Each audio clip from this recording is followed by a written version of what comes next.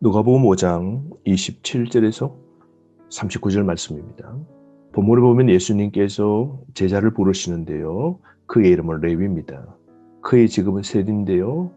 부르는 장면의 사건을 보실까요? 27절. 예수께서 나가사 레위라 하는 세리가 세관에 앉아 있는 것을 보시고 나를 따르라 하시니 그가 모든 것을 버리고 일어나 따르니라. 이름은 레위입니다. 히브리식 이름인데요. 헬라식 이름은 마태죠. 마태라는 사람을 제자로 부르시는데요. 가브나움에서 세관에서 일을 하는 사람입니다. 그러니까 돈을 꽤 많이 벌어 부자가 된 사람이지만 마음은 영적으로 늘 공허했고 가브나움에서 주로 활동하시는 예수님의 사역과 그분의 메시지, 능력의 말씀을 들었을 겁니다. 그리고는 진정한 복음에 열려있고 관심이 깊었던 자였습니다. 예수님께서 그를 정확하게 보시고 부르십니다. 나를 따르라. 초청이죠. 하나님이 그를 콜링하신 겁니다. 그때 그의 반응은 어떻습니까? 모든 것을 버리고 일어나 따르니라. 놀랍죠. 모든 것을 버립니다. 제자에게 요구하시는 것 오늘도 동일합니다. 주님을 위하여 세상 걸 버릴 때 주님을 따를 수 있는 것이죠. 예수님을 만난 후 인생의 가치를 더 이상 재물에 두지 않습니다. 그는 세리가 되어서 사람들에게는 미움의 대상이 되었지만 로마 정부를 위하여 봉사하면서 돈을 거두어 로마의 일부를 바치고 일부는 착복한 것이죠. 속이고 부정직한 자의 삶을 살았습니다. 그래서 그는 매우 큰 부자가 되었지만 돈이 행복과 평안과 안정과 만족 등을 살 수 없기에 그는 다 버립니다. 모든 걸 버립니다. 그리고는 그리스도를 얻는 겁니다. 스승인 예수를 얻은 거죠. 여러분, 오늘 우리도 그리스도를 따르는 제자의 삶 살아갈 때에 주님이 나에게 요구하시는 건 모든 것을 버리고 따르길 원하십니다. 누가복음에서 제자도에 관한 내용들이 굉장히 많은데요. 제자도의 핵심은 주를 따르되 모든 것을 버려야 됩니다. 부르시는 음성에 반응하고 따를 때는요, 전적인 결단을 요구하시는 겁니다. 여러분, 난 주님을 위하여 모든 것을 버릴 수 있습니까? 내 꿈, 내 야망, 내 물질, 내 목표, 내 계획, 모든 걸 주님을 위해서라면 놓을 수 있고 포기할 수 있고 일어나 주님을 전적으로 따라가야 되는 겁니다. 이런 결단이 나에게는 있습니까? 그는 예수님이 자신을 불러준 사실에 너무 기뻐서 그는 사람들을 초청하여 잔치를 벌입니다. 29절 레위가 예수를 위하여 즉 주님을 위하여서 전적으로 큰 잔치를 벌이게 되는데요. 그는 상당한 부자였음을 알 수 있죠. 큰 잔치입니다. 모든 사람을 불러서 예수님의 복음을 듣도록 만들죠. 그러자 그 집에 세리와 다른 사람들이 많이 함께 앉아서 그 식탁의 교제를 나누게 됩니다.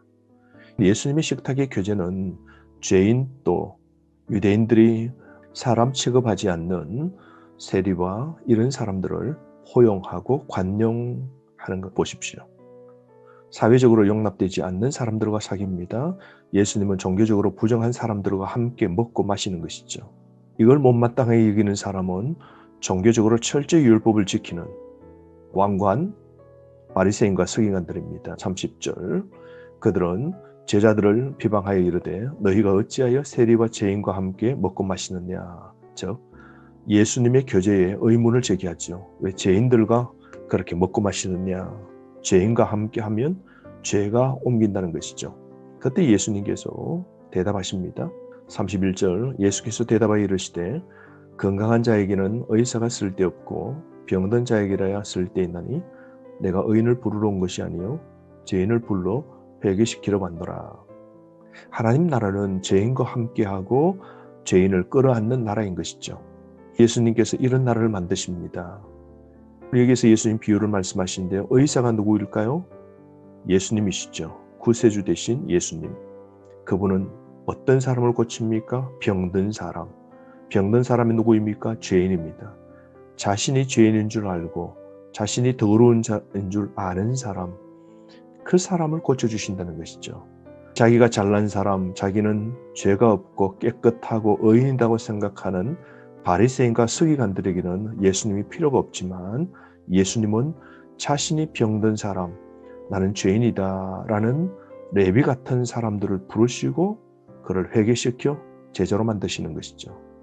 그러므로 스스로 의인으로 생각하는 이 유대인들, 자신이 병들었지만 자신만 모르는 사람, 의사를 부르지 않는 사람, 의사가 필요 없다고 완고하게 의인으로 자처하는 사람들에게는 메시아, 그리스도가 필요 없죠.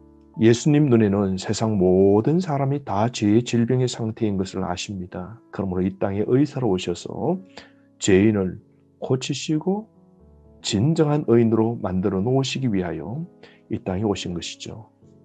여러분, 내 몸을 치료해 주시고 내 영혼의 죄를 온전히 깨끗이 치유해 주신 의사 되신 예수님께 감사합시다.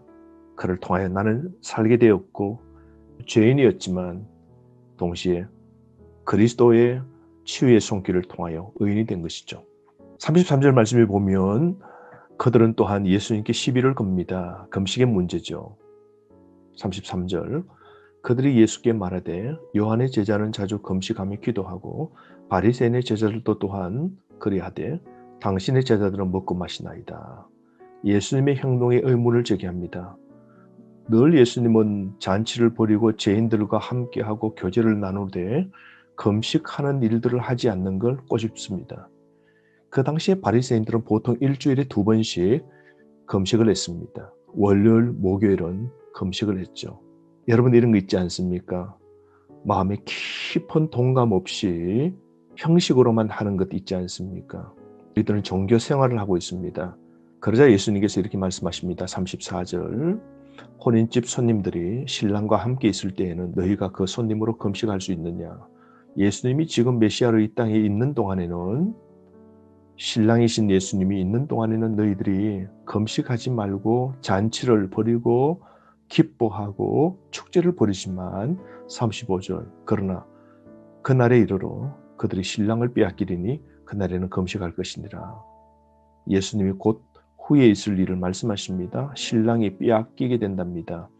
신랑 예수님이 십자가에 죽으시고 이제는 떠나시게 되는 것을 예고하시는 것이죠. 예수님 십자가에 죽으시고 그럴 때에 그날은 금식하라고 말씀하십니다. 지금은 기뻐해야 될 때라고 말씀하시면서 종교적으로 아직도 율법의 형식에 매여 있는 이들을 꼬집습니다. 비유로 말씀하시는데요. 2가지입니다. 36절 말씀에 새 옷에 관한 비유고요. 37절에 새 포도주에 관한 비유를 드십니다. 새 것과 낡은 것은 어울리지 않는다는 것이죠. 새 포도주는 새 부대에 담고 새 옷은 새 옷 조각과 붙여야 된다는 것이죠. 그러므로 묵은 포도주에 집착하지 말라고 말씀하시는 것이죠. 다른 말로 바리새인 같은 형식적 종교 생활의 옷을 벗고 낡은 가죽 부대처럼 완고하고 굳어진 마음을 버리라고 말씀하는 겁니다. 여러분, 형식의 종교 생활을 하고 있습니까?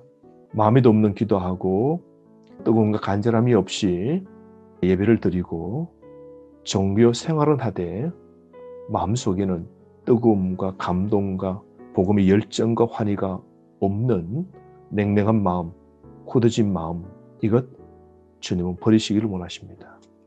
바리새인들의 낡은 가치관과 복음은 결코 화합될 수 없다는 것이죠. 하나님 나라의 복음을 유대 전통에 담을 수 없다는 것입니다. 그래서 38절 새 포도주는 새 부대에 넣어야 할 것이니라. 새로운 복음, 새로운 생명, 이것은 새 마음속에 담을 수 있다는 것이죠. 복음은 새로운 심령으로 받아들여야 된다는 겁니다.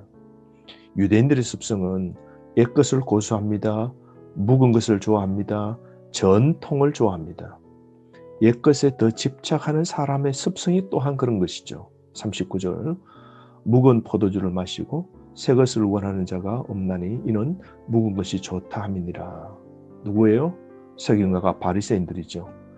옛날의 율법과 옛날의 모든 형식과 제도를 좋아하지만 모든 것은 그림자고 실체인 예수님이 지금 오셨는데도 예수님이 복음을 받아들이지 않고 예수님을 배척하는 것, 참 어리석지 않습니까?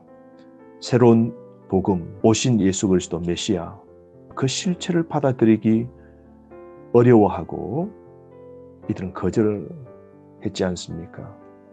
그러므로 여러분, 옛 사람의 습성과 가치관을 버리고 새로운 은혜를 사모하고 내면의 성장을 우리는 추구해야 됩니다. 우리가 신앙생활 할 때 절대로 조심해야 될 것은 형식입니다. 낡은 가치관을 쫓아가면 안 됩니다. 옛날의 습성대로 하면 안 됩니다. 우리는 신앙생활을 새로운 마음과 새 삶의 방식으로, 즉 새 포도주와 새 부대를 가져야 됩니다. 새로운 피조물, 보라 새 것이 되었도다 하는 이 진리의 말씀을 다시 한번 기억합시다. 그러므로 경건의 모양만 있고 경건의 능력을 잃어버리지 않도록 해야 됩니다. 다시 한번 기억합시다. 새로운 가치, 새로운 복음, 새로운 환희, 새로운 열정으로 다시 한번 뜨거운 마음으로 신앙생활 합시다. 새 포도주가 되기를 원합니다. 새 옷으로 우리 마음 갈아입고 주님의 복음, 즉 새로운 생명과 영적 활력 있는 삶을 살기를 원합니다.